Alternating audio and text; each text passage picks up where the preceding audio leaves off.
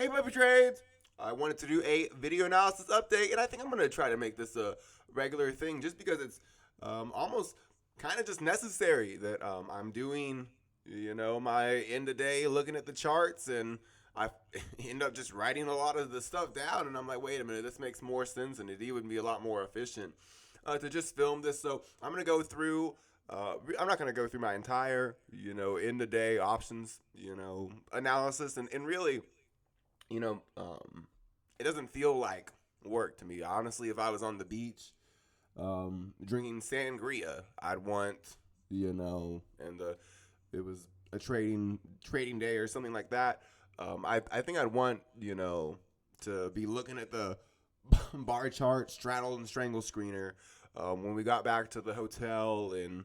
Maybe that sounds weird, but anyway, it doesn't feel, too much like work. I'm not one of those traders who, I'm staring at the screen during the trading day all day, like moving and, doing all this, all these transactions and stuff like that. That's really most of the work that I do is researching longer term, more passive, and in the advent of these covered call and all these ETFs. Anyway, this isn't a video about covered call ETFs. Don't worry, I think I've made plenty of those. This video actually is about gamma scalps, long gamma options. Most people know options as lottery tickets, and so that's what I need to say. This is absolutely not investment advice in any way. I know that's always, the protocol. I know that is the only thing I've ever put really in the description of my videos, my bios, anything, is that I'm an amateur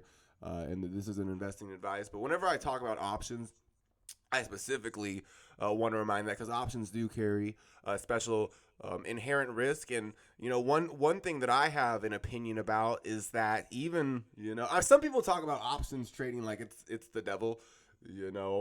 Options will ruin, your relationship with your family, and you're gonna go crazy and start talking about long gamma positions with the dog profile. Oh, well, actually, some of that doesn't. Anyway, options are just insurance contracts, right? So if you think that options are crazy or some ridiculous financial vehicle, then you should think that car insurance is crazy. You should think, that Florida insurance for hurricanes is crazy. And honestly, we've actually heard that a lot of insurance companies in Florida, they don't want to sell insurance anymore to Florida residents, and even the ones who can buy it. It's outrageous. So options are just insurance, right? I mean, they're, AstraZeneca, JP Morgan, Johnson Controls, AG&C, Freeport McMoran. They have special qualities about them that a very large institution, just for whatever reason, could have a big position in. And so, in the same way, someone who has a very expensive Mercedes-Benz, not only are they required to have, liability insurance, they probably also want to have other, even stronger insurance for repairs. So anyway, options are just insurance, and the most common strategy that the institutions like to use to, really, there is no free lunch, and there are actually important things called straddle rules for taxes, and you'll actually come across that reading these prospectuses for a lot of these new ETFs, PAPI and PHEQ, Morgan Stanley's new ETFs. So we'll talk about straddle rules for tax purposes on the very first page. Anyway, straddles and strangles and long gamma positions aren't free lunch, but it's just the option. It's just the stock market's insurance market, and acting like it doesn't exist or, just because you don't use it for stock analysis, I think it's crazy. So for me, yes, that's a long way of saying I do, buy options. Certainly. Most of my focus is on selling options through ETFs. But when I buy individual stocks and individual ETFs, that in particular, that speculative aspect does involve options analysis, even if I know I'm never going to buy an option on that stock or ETF. So anyway, the reason that I do that is because institutions use the insurance market to accumulate stocks. They do it through gamma scalping. So this is a pretty awesome article. I'll link it from Tasty Trade. I don't use Tasty Trade, but they do have pretty good information. Tasty Live Blog, learn the basics of gamma scalping option strategy. Awesome, article. I've shared a bunch of times the Mike Folio from TD Ameritrade's talks on gamma scalping. That guy is my hero. But anyway, let's look at this. Let's look at this example he shared on gamma scalping, and then that'll get us to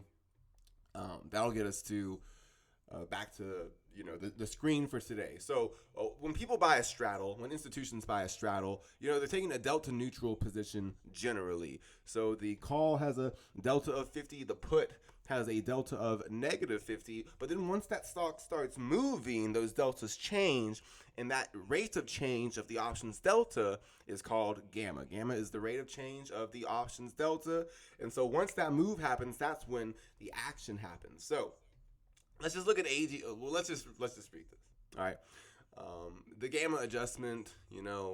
There's long straddles and there's short straddles as well. I only focus on long straddles, but let's look at this example because it's not just straddles.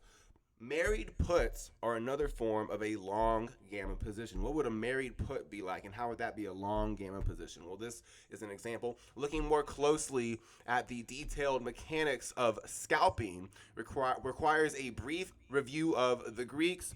As a reminder, the Greeks are parameters that measure the sensitivity of an option's price to changes in external factors, underlying stock price, implied volatility, time, and interest rates. As it relates to gamma scalping, we are mostly interested in two Greeks, delta and gamma. These parameters provide first and second level insight into how an option's value will change based on movement in the underlying stock. Delta tells us how much an option's value will change given a $1 move. In the underlying, gamma, on the other hand, provides insight into how much an option's delta will change given a $1 move. How much an option's delta will change given a $1 move in the underlying. Let's just repeat that. Delta tells us how much an option's value will change given a $1 move in the underlying. Gamma is the rate of change of that. So gamma, on the other hand, provides insight into how much an option's delta will change given a $1 move in the underlying. So how much is the delta going to move after the next dollar move? To reinforce these concepts, let's move on to a practical gamma scalping example. This is the whole point of reading this. Consider stock XYZ, this is a married put, which is trading at $20 per share and has listed options. Additionally, the front month 22 strike call of XYZ has a mid-market price of 50 cents, which is going to translate to $50. For the purposes of this example, let's say the delta of that 22 strike call is 25. So it has a 25% chance of expiring in the money. So the stock is currently at $20 a share. The strike price for the front month, so it doesn't expire very far away. It only expires in about, let's say 30 days, right? The strike price is $2 higher, and it only has a delta of 0.25. So the options market is saying there is a 25% chance that 22 strike call will expire in the money. Why is there only a 25% chance? Well, because the stock is currently at $20, and the expiration is the front month, right? So it's not too far away. That means for every dollar, and it has a delta of 20.25. That means for every dollar move in the underlying, the value of the 22 strike call will change by $25. If you purchase the 22 strike call for $50 and stock XYZ opens trading at $21 per share the next day, up $1, that means your 22 strike call will now be worth $75. It was worth $50. It had a delta of 0.25. So when it went up $1, it went from $50, it added $25, so now it's worth $75. If XYZ were to open at 19 a share, it's going to lose $25, down $1. Then your 22 strike call would only be worth $25. 50 minus 25 is 25. The next step is to visualize how the gamma of the option affects the delta as the underlying stock moves. Like delta, gamma is expressed as a numeric value between 0 and 1. So in the earlier example, stock XYZ is trading at $20 per share. The 22 strike call is worth $50 with a delta of 0.25. Now imagine that the gamma of the option is 0.15. So the delta is 0.25 and it has a gamma of 0.15. So for every dollar that we know how much the numerical value of the dollar amount for the contract is going to change. That's the delta. The gamma is telling us that for that $1 move, the delta is going to change by 0.15. Okay, so the stock is currently at 20, and the strike price is 22 for the front month. That means it has a 25% of expiring in the money, and a 25% chance of expiring in the money, and the delta is 0.25. The gamma is 0.15. That means if the stock goes up $1 from 20 to 21, the option contract, this is what's important, the option contract is going to gain $25. But here's what's kind of a little more important than making $25 or, the $25 gain is that the gamma was 0.15. So the gamma, when we go from 20 to 21, the gamma is actually going to make the delta more powerful. This is what's important to understand, is that the exposure is going up. Not only is the dollar amount, the delta of the option going up, not only is the money being made per se, but the strength and the power of that position, how many shares it's worth, essentially, is also going to go up. So, let me just finish their example, and then I'll get back to why this really matters. As outlined earlier, if stock XYZ rises to $21 per share, up $1, then the 22 strike call will be worth $75. But what is the new delta of the option? Gamma helps answer that question. The new delta of the 22 strike call with stock XYZ trading at $21 per share, 0.40, which is calculated by adding the original delta of the 22 strike call, 0.25, to the original gamma of the 22 strike call, which is 0.15. So what's important to understand, when the stock is at $20 and the delta is 0.25, it is the equivalent of owning 25 shares. It is the equivalent of owning 25 shares until the expiration. Now, if it expires out of the money, it's worthless, right? That's where it's not the equivalent of 25 shares. Okay, but let's say for this example, it's at $20 per share and the strike price is at 22. So with the delta of 0.25, the delta equivalency is the equivalent of owning 25 shares as long as, until the option expires. And the delta is going to change as it gets closer to the expiration. What's important to understand is that when the stock goes from 20 to 21 and the delta goes from 0.25 to 0.40 because the gamma was 0.15, now when the stock is at 21, the investor not only has more dollars on his option contract, he also has a stronger option contract. He has a stronger position. Why? Because the delta of the option is now 40, which is the equivalent to owning 40 shares. Before, $1 ago, it was at 25. So this is what's really this is what matters here. When people say, I'm not saying anyone should ever trade options ever. But when someone just says blankly that options are for the devil, when someone buys 25 shares of a stock at $20 and it goes up to 21, they still just own 25 shares. Okay? They own 25 shares at 20, it goes up to 21, they make money. Yes. But they still just own 25 shares. If they want to buy more shares, it's going to cost more money. But with the option, the gamma is different. It changes that. Because now, when it was worth 25 shares at 20, gamma makes it worth 40 shares. So even though the option trader, this is the whole benefit of trading options, even though the option trader most likely paid less money for his option, most likely he paid less money for his option than the common stock investor did for his 25 shares at 20. But when the stock went up $1, the common stock investor makes money, but he still has 25 shares. The option investor, he makes money too, but he also gets a stronger position at 21, a delta of 40, whereas the delta equivalency of the common stock shareholder is 25. Anyway, that's I'll link this article. That's basically going to summarize at least what I think is important. Let's get into some charts, because that whole shebang of all saying that, we'll get into the options analysis on these, is because I think that for three particular stocks, I've been looking at this for a while, and there were three stocks I noticed today, and let's say Upwork, Jumia, and Wolf. Yeah, it was Upwork. So there were three growth stocks. I've been looking at this screen. I look at the screen every day. There's a trading day. So there were three stocks that I haven't seen on this screen in a while. A very long time. And, notice that for each of them, they're right near.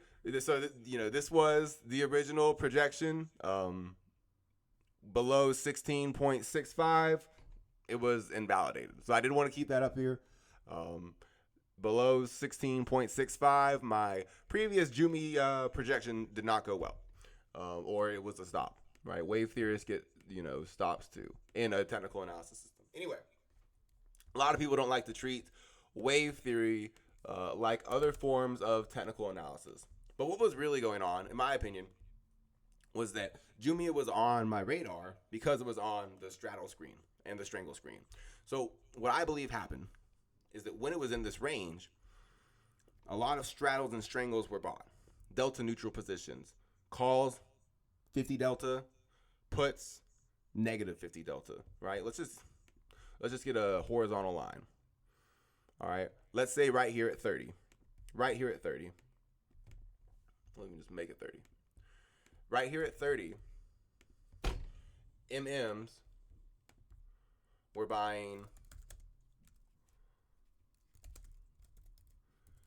straddles that were delta neutral.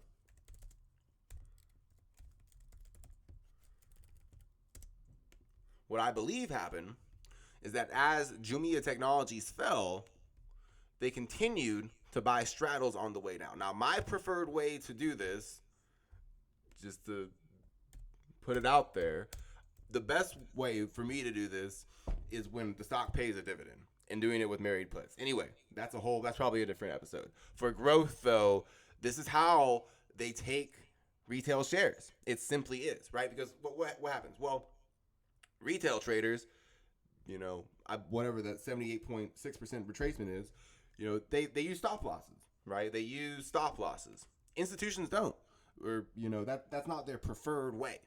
Their preferred way is to manage their risk before they ever enter a trade. Some ways, which we'll even get into with some of these unusual options volumes, is not delta neutral. It's not. They really just think the risk is that something is going to go up or something is going to go down. That's just the risk that they see. They're not worried about the other delta. Okay. There are times, though, when people talk about market manipulation, market makers, or whatever, what they're really talking about is the fact that institutions are using long gamma strategies to accumulate these stocks that were delta neutral. So let's say, that every retail trader and their mother had a stop at 17.90, and the institutions bought these delta neutral positions. And then let's say they buy another delta neutral position, at 25, right? Why am I doing? They want to do these liquid operation, these liquid option expirations. That's why they want to do it with these liquid, When people talk about psychological numbers, that's where the basis kind of for that comes in, is that there's more liquidity at those strikes, right? So you get the gist that, what I think happened is that as Jumia Technologies fell, they keep locking in these delta neutral positions. But what happens? When they take a new delta neutral position here, it's not by itself. They take a new delta neutral position here at 25, and they already took one at 30, right? And they're holding it, in my opinion. They're just holding it. They take a delta neutral position at 30. They take a delta neutral position at 25. But now what's happened is because Jumia fell, now let's say the put when it at 25 for this first lot they took has a delta of negative 75. And the call now has a delta of 25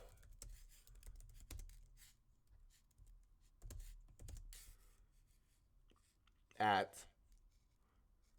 when the stock is at 25. So the stock fell. So the 30 call, right? Because this was the 30 call and this was the 30 put. So this was the 30 call, this was the 30 put, and then Jumia fell. So what we see them do, what I see them do, they take another delta neutral position at 25. But here's the thing, in total, do they have a delta neutral position? No, they don't. Because their previous delta neutral position, which they haven't sold, that 30 strike straddle, has a negative delta, and they only locked it in with another delta neutral position. If they wanted to offset it, what would they have to do? They would have had to buy a deeper in the money call and a out of the money put to offset it. But if they take another delta neutral position, then their entire position is in delta neutral. So what's going on here? Well, yes, they are making money to the downside as this stock cascades and shorts. And this, honestly, if these bears, and sometimes it just happens as part of my hedging strategy, if the bears, forced me to short stocks habitually, this is how I would do it. I would look for positions. I would look for stocks that were at $20, $15. AT&T, I really could have just shorted AT&T to zero. It would have taken a lot of money, but I could have shorted AT&T to oblivion. There's honestly a lot. And pretty soon I will have deep enough pockets where I can set aside big amounts of money. And if I see, weird activity on a stock it's at $15 or $10, I can take a delta neutral position and just know when it goes at 15, 14, 13, 12, just delta, delta, delta. By the time that third delta neutral position is taken, the straddle leg of the put or the straddle leg of the first call, whichever one was, right in the beginning, is going to be pretty deeply in the money. And what's also happening is that as these are kind of like windows, delta neutral position here, delta neutral position here, right? So it seems there's an important thing to realize. If they really do just take this delta neutral position here and delta neutral position here, there's a $500 window or a $5 window in option terms because it's 100 shares per contract, but there's a $500 window of intrinsic value here for this whole position, okay? But let's get back to the big problem. They only took another delta neutral position. They didn't fully offset it. So what are they doing? The call delta is 25 and their other call delta is 50. So their total call delta is 75. Is 75. But what's their total put delta? What's the problem here? Their put delta is negative 50 and their put delta is also negative 75, so they're short. They're net short now. Oh no.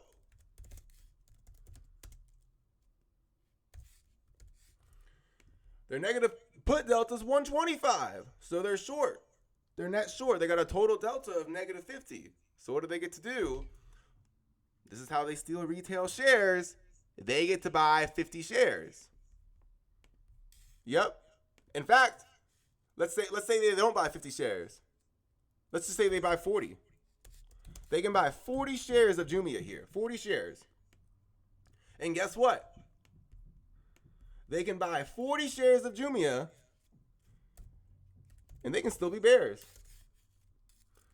They still have a negative 10 delta. So that's how they would do it. They get those 40 shares, not just, they're still paying for theta. And the way around paying for theta, there are ways around it. These new covered call ETFs and these put selling ETFs, biggest ways around it. That's why these straddle rules exist in our tax law. But the other way is that, kind of lower implied volatility, 15 to 25 general implied volatility stocks, when they're on the straddle screener, 15, 10 price range, the theta is very low. And especially if it's 1, 2, that third delta neutral position, it's almost the entire position is intrinsic value and it's in profit. Anyway, they could buy 40 shares and still be bears. So as Jumia crashes, they're still making money to the downside. But what? They got 40 shares on you, right? So this is the pattern that they do. And what of course could they do? If what they really wanted to do the entire time was just steal retail shares, then yeah, they're not going to buy 40 shares. They're just going to buy 50. And now they have a zero delta. So they get those 50 shares from you risk-free. And retail thinks that this is a bull-bear game going on. It's not. It is a math game. It is it's honestly not even that complicated of a math game. It's, it's addition and subtraction in exponents, PEMDAS, but it's not, you couldn't put balloons in someone's aortas after a accident with this knowledge. You know what I mean? Like, people think this stuff is spooky, and I'm like, what do you do for a living? And they're like, oh, like, I'm like, what? Dude, if you think this is stressful, I mean, and what's crazy is that this is people talk about a binary option strategy. This is not the definition of a binary option strategy, but just the idea that it's a binary system. Okay, well, because eventually when the stock is, say, $10, $11, $12, it's just, okay, I'm going to take the delta neutral position, for AG&C, for example, pays a dividend, right? This is where they really get you. AG&C pays a dividend. It's on the straddle screener right now at 10, that liquid 10 strike, right? So what are they doing with AG&C? I'm just going to finish you guys probably figured out where I'm going with this. I think that they're ending an accumulation campaign, and they're buying all these straddles and strangles for, that expire in 1 week because they want all those to be exercised. And, they got a big old position that's not being seen in the options market. I wonder, I know there are straddle rules for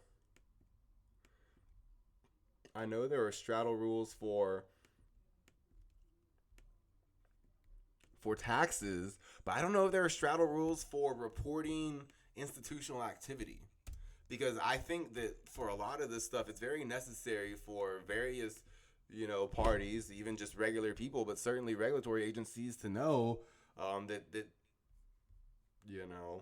this type of stuff happens all the time, where this is how the institutions get dividends risk-free. All right, so this is where I was going with Jumia. I think they're using straddles to end a campaign. No, 316, man. Look at this big quad witching coming up, and it's gonna get a little bit of a head start, I think. The MMs look like they're back in the swing of things. We have Christmas and New Year's and New Year's Day and Martin Luther King Day. So the MMs have a lot of periods that they know there's going to be holidays. So they might not be super, super, super excited, to buy. There's lots of options. But now I think that they're kind of back in the swing of things and looking for, this big first quarter move. I think the only holiday we have is President's Day. And there's going to be a big violent move before the March quad witching. And that didn't really have anything to do with Jumia Technologies, but that's why they're taking Most of these you can see they're taking the 1/19/24 expiration, and this is the other cool thing is it can be seen just kind of what the important expiration dates are going to be. 3/15. Why are they picking 3/15? That's kind of the big. I don't know if it's the March quad, but it's important to see. Anyway, why is this expiration important at all? Well, AG&C. Let's just look at the volatility and Greeks of AG&C. We can see already that January 16th of 2026 is going to be a big expiration. How do we know? Well, because it's the only expiration that can be bought for many months. This is the furthest expiration that can be bought. I already know that 1/17/25 is going to be a pretty wild expiration. So I'd say the quad witching dates are important, but if I had to pick the three biggest days, expiration date wise, I would say it's the March quad witching one, and that's really tied with the September quad witching. I think that those two are just tied. March quad witching and September quad witching. I would say the March quad witching is slightly more important, but then again, I also think the September quad witching is slightly more important. And then third place, I would say, is this very first of the year expiration, and we can just see why. Well, let's look at what a delta neutral position on AG&C might look like, just for here. And they're buying straddles and strangles, right? So they have kind of this edge. So there's going to be a move. Caught him red-handed. Look at them. They think they're so slick. What are they doing? I mean, it's just very obvious to see what they're doing. They're buying 1,000 puts on AG&C with the 8 strike. Yeah, it's just so you can just see what they're doing. They're buying 1,000 puts on AG&C for the whole year with the 8 strike, right? So what would a retailer say? Well, they'd look at this and they say, oh, I'm going to buy that 70 put too, just the 70 put, and AG&C is going to crash because this MM just bet 70 bands AG&C is going to crash. No, that MM probably bought a 70 band hedge on AG&C because these dividends that AG&C pays are backed by, the U.S. government, agencies. So they're trying to collect this dividend risk-free, buddy. They're not shorting AG&C. They're buying $70,000 worth of out-of-the-money puts on AG&C for the whole year with a delta of -22. And what I'd bet dollars to donuts they're doing is for each of these contracts, they are buying 22 shares. Why? Because 22 shares is going to completely, or 22 and a half, maybe if they got a fractional share broker, 22 and a half shares is going to perfectly offset this 8 put. And that's great because AG&C pays a fat dividend. So, multiply this by 1,000. If AG&C does have a big move, not only are they going to make money kind of the standard way that a long gamma strategy makes money, they're also going to make money from all these, dividends that AG&C is basically required to pay unless, Fannie Mae and Freddie Mac shut down. Anyway, woo! And then what happens if AG&C does fall? That as soon as the delta of those puts pops up and the share price goes down and the yield goes down, let's say the delta pops up from 22 to -22 to -35, they're going to buy that 13 extra shares, get those dividends, and they're going to keep doing that till AG&C goes to Valhalla and keep collecting those dividends risk-free. They might catch the big short and the big drip. Anyway, that's just AG&C. The other ones that I saw, Upwork and Terawulf on the screener, 1.5. It just gets very interesting for my untouched chart at Terawulf, man. Bar chart also was acting whack for, the new year. It looks like they've gotten their stuff together. But yeah, this is my Terawulf chart. Doesn't mean it's going to happen. Honestly, the Bitcoin, I saw Terawulf. We can get back to the straddle screener. Yeah, I saw Terawulf. 1.5 straddle for Terawulf for 119.24. My guess is they just want those options to be exercised, and they're trying to play something with Terawulf. I think what it looks like is something like this. Now it's already gone, pretty high from this low for the downside. Looks like we're at that 161.8% extension. I mean, the long-term validation is honestly too wide, right? 0.92, stocks at 1.50. That's about 68% to the downside. Too much for a stop, right? So that's exactly why the MMs are buying Straddles and Strangles on Terawulf, and that's kind of the whole shebang. A retailer would look at this and they look for a stop, and that might not be a bad way to go about it, but the way that FinTwit talks about it, like the MMs are stopping out, that frankly is just not true. They're using long gamma positions, and they've managed their risk with all their positions before they ever enter them, and they know exactly what they're gonna do. Each of these dollar prices, and they even have options. They even have most of them will probably even have access to aftermarket and post-market, even some dark pools. So when they see overnight activity, they can offset the delta, overnight. Anyway, when these types of positions are taken with Bitcoin, especially Upwork, man, what a hit! Woo! Look at that! Look at that! Oh man! Wow! I used to be crazy. I used to give the time target. That's how nuts I was, man. Could you imagine getting the time target?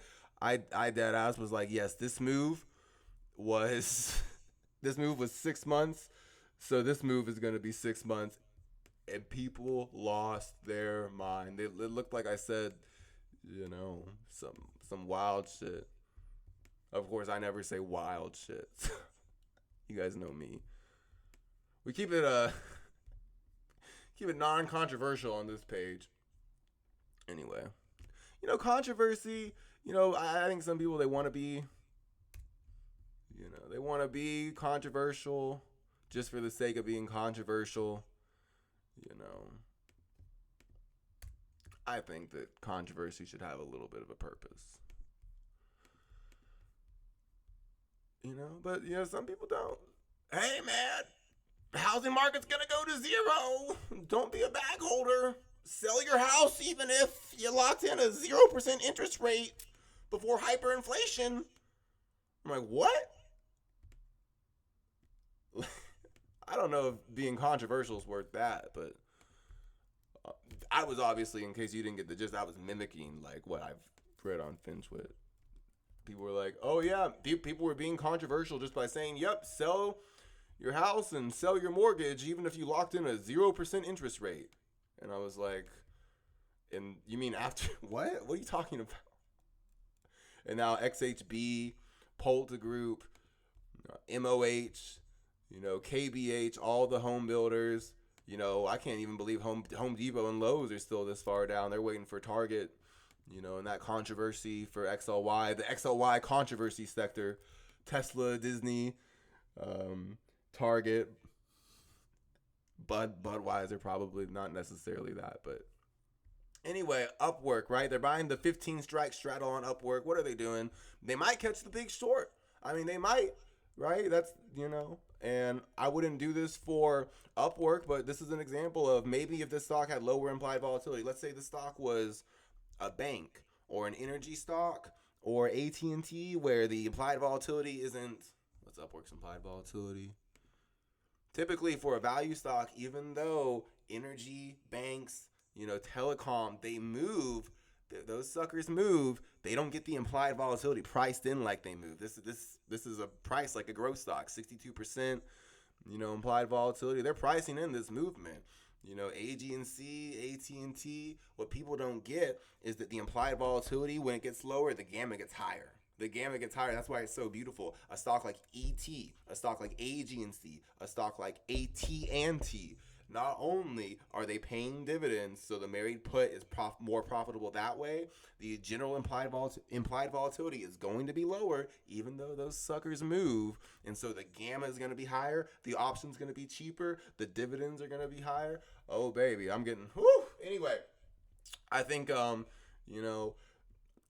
it's a little wide, 9.56, but again, just another example of, I think the institutions are using, long gamma positions. I don't think they're using stop losses. Just wanted to give a little, proof for that. I think that's, plenty of stuff for a Tuesday of a holiday shortened week. But yeah, I think gurus are going to be talking about gamma squeezes pretty soon. So, I wanted to jump the gun